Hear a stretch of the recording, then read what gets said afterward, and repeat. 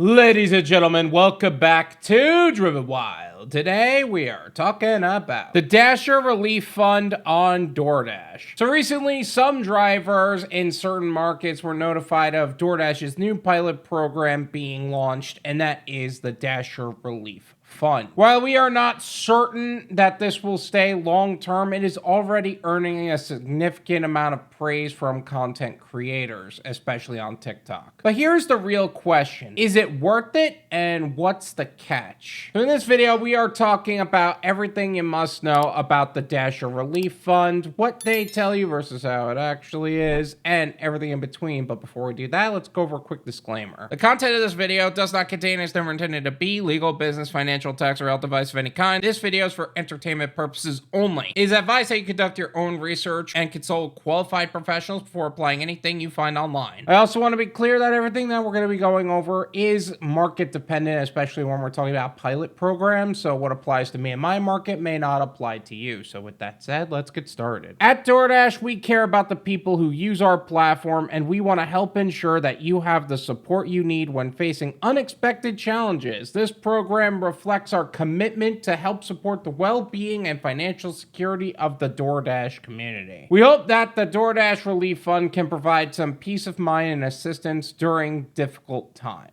Okay, so that's a bunch of political nonsense. Let me fix that real quick. At Doordash, we pretend to care about the people who use our platform. And we want to help ensure that you are stupid enough to believe that you have the support you need when facing unexpected challenges. This program reflects our commitment to make us look like a group of relatively decent individuals that help support the well-being and financial security of the Doordash slave community. I mean, the Dashers. We hope that the Dasher Relief Fund can shut you up long enough about the crappy base pay and horrible mistreatment long enough for us to think up a way to siphon more money from you and find another way to ruin this for everyone else.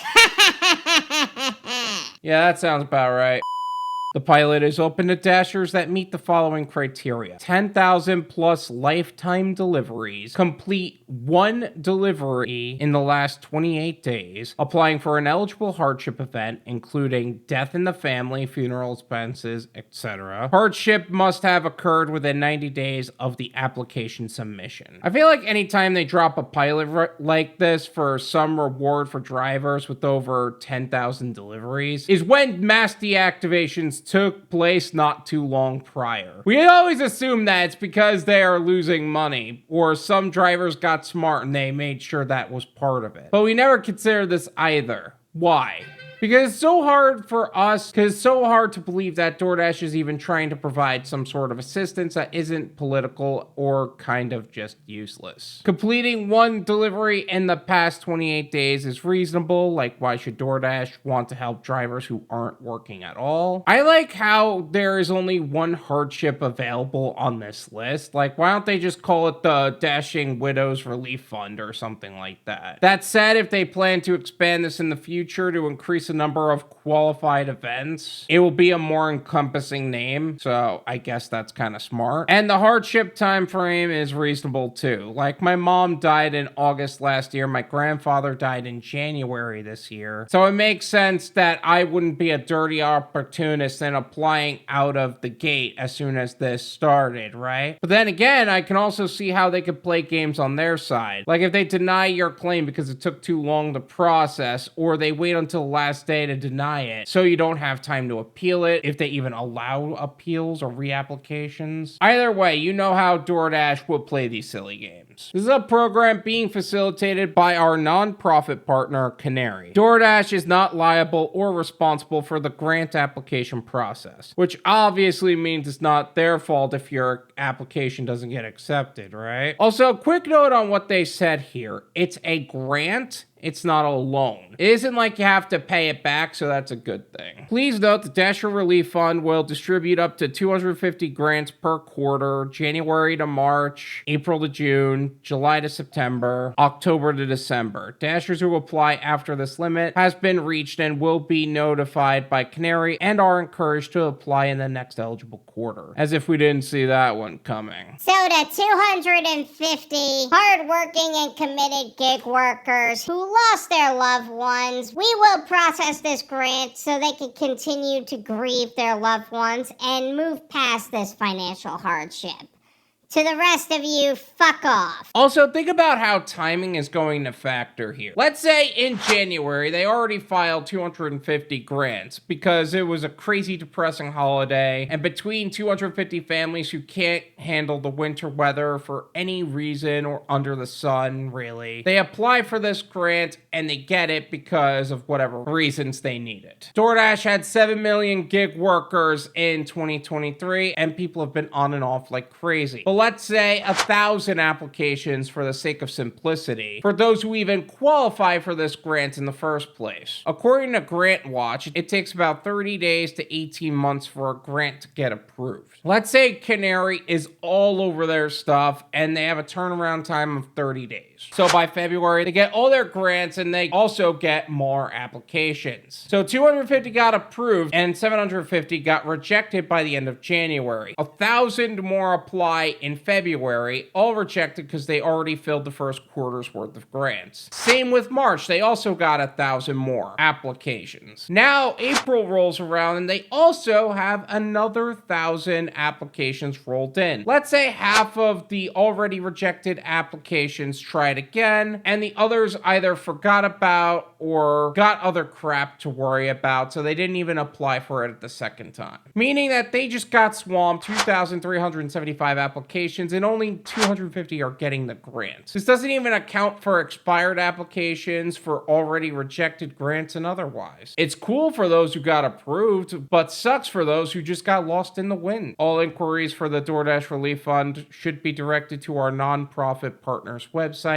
at www.grantcircles.org. Dashers can reach out to info@doordash.grantcircles.org. Email for questions or more information. That was incredibly hard to read. Either way, the link is going to be in the description for the website. Feel free to check it out. One thing I did note is that for some reason I can't access it through my desktop, but I can access it through my phone. I don't know what is up with that. Nevertheless, keep in mind this aspect of DoorDash is non-profit and not in the ironic sense, meaning that this isn't a loan, this isn't some life insurance policy, it's a grant. I know we have said that already. But it's not to say that you shouldn't have life insurance or anything like that. This is just an available option for you. So I did some digging and I found some other interesting details about actually applying for it. PayPal required. The first interesting detail is that PayPal is required to receive the funds from the grant, and while PayPal may ask you for some tax info on your end, remember that this falls under the category of a charitable donation, so you won't be taxed on it because it isn't taxable income. Value of the grant. The grant is valued up to $1,000 and can help with eligible financial hardship expenses such as mortgage or rent, utilities, food for up to $200 per person in your household, medical expenses, yourself or someone you have financial responsibility for, car repair excluded those covered by car insurance, car loan or lease, transportation including gas, car insurance, public transport, rental, taxi, or taxi ride services. Imagine needing public transportation as a gig worker. Well, then again, if you need a Uber somewhere, I guess it's something you might need if your car is getting repaired or something. Emergency travel. If you had a death in the family, you may need to take a flight over to their home for whatever reason. Home repair, excluding those covered by insurance. Moving expenses. Pro tip, cremation is usually cheaper than a burial. If you want to save money that way, it is possible. Minimum debt payment doesn't include mortgage mortgage or auto loan, so no double dipping here. Child care, I feel like parents are thinking this is like 3 times that a week sometimes. Like, it's not a $3,000 grant, it's $1,000. Education, this would be for school supplies and fees because student loans would fall under minimum debt payment. Clothing, up to $200 per person. Elder care, things that don't fall into the above categories. Again, no double dipping. I think you could hit $1,000 pretty easily with the numbers above if you know what you're doing. Documentation requirements. The first thing you need is the documentation that proves you are experiencing the financial hardship. On that document, you should have your name or the person experiencing the hardship, which would be you if you are the one applying. And if your name isn't on that document, you need to include additional documentation that connects you to that person. Let's say your grandfather passed away and you inherited their car and their insurance, but the insurance is still in their name, and because they're being slow on providing the information, because when has insurance ever done their job effectively and quickly? They provide the name, but they would need a document stating that it is now your insurance and your responsibility. You're gonna need the biller's name and information. Going back to our insurance example, they would need the logo of the insurance on the bill. The document has to be relevant to your financial emergency and demonstrate the extra cost to you. Let's say going from 1 insurance payment to 2 insurance payment because of the new car you got, even though it's really your old car, but either way. All of the vital details that are necessary on the document are clearly visible. That's the date on the document. And if you're going to be using pictures or screenshots, they have to be clear and readable. Now, what shouldn't be on the document is any personal info, such as social security, bank accounts, usernames, or passwords, because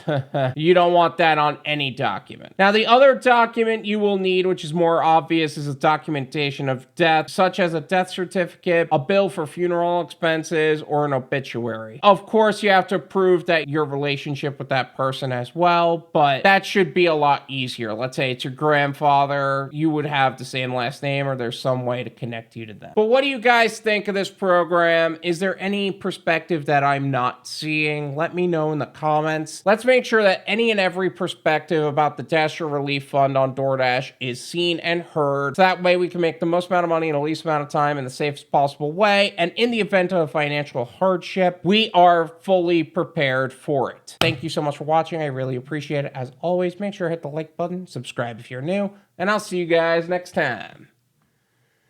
Peace.